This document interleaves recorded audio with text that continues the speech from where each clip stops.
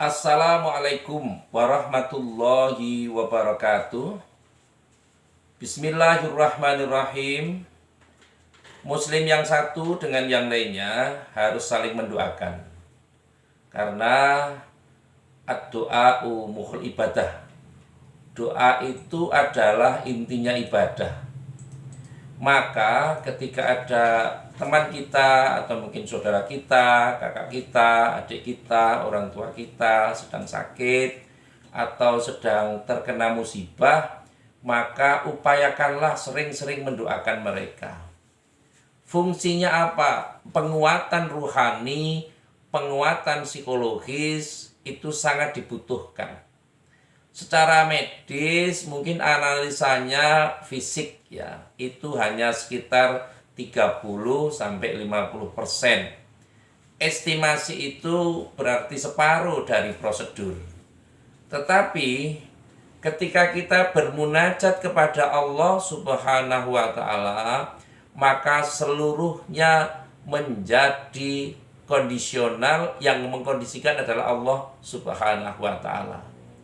Sebagaimana ketika zaman dulu teknologi secara pengobatan belum maju, secara kesehatan juga belum canggih dari peralatan-peralatan yang sekarang. Tetapi para ulama kita, para kiai di pedesaan itu mampu menjawab atas tantangan-tantangan atau solusi itu. Memberikan solusi yang tepat merupakan bagian terpenting dari upaya supaya umat memberikan kepercayaan atau trust kepada kiai atau guru-gurunya. Kadang sekarang ada pembelokan. Ketika sakit maka harus ke medis, ada spesialisnya, ke tulang misalnya ortopedi, syaraf atau yang lainnya. Tetapi pada saat dulu para kiai hanya mengandalkan ilmu dan karomah. Dari bahasa sekarang menjelaskan disebut keramat.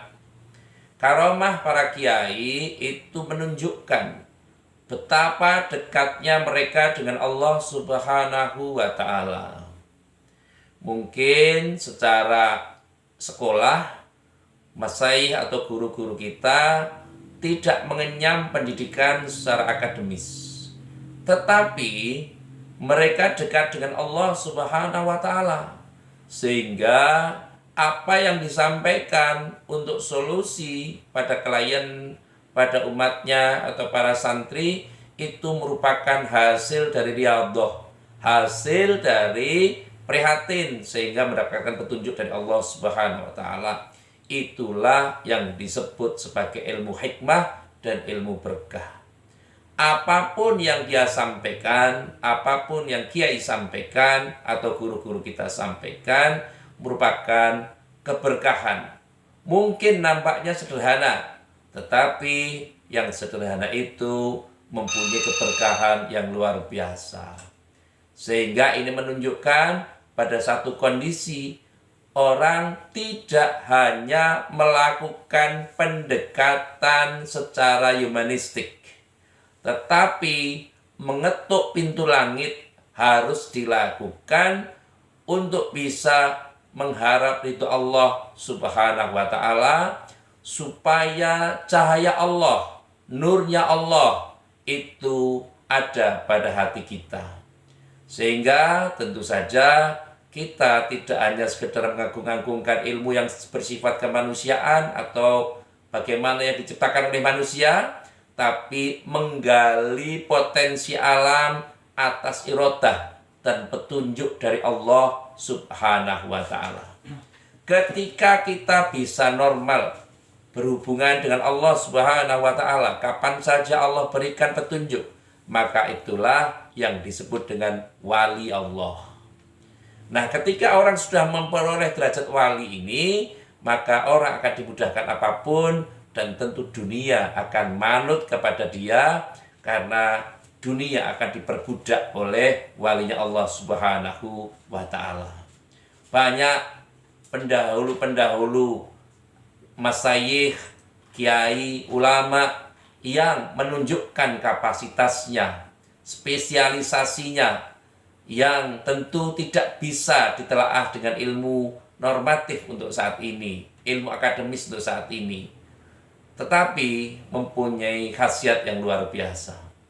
Mudah-mudahan kita tidak hanya pandai melakukan pendekatan-pendekatan secara ilmu atau scientific approach, tetapi kita mampu hablum ma'allah, tidak hanya sekedar minallah, tetapi ma'allah. Sehingga wajarlah kalau orang yang susah mempunyai makom seperti itu mengatakan innallaha ma'ana, sesungguhnya Allah bersama saya. Mudah-mudahan, sekali lagi, harapan kita adalah kita harus mampu memberikan spesifikasi yang jelas. Kita harus mampu menjadi muslim yang berkarakter untuk mendapatkan ridho Allah Subhanahu wa ta'ala.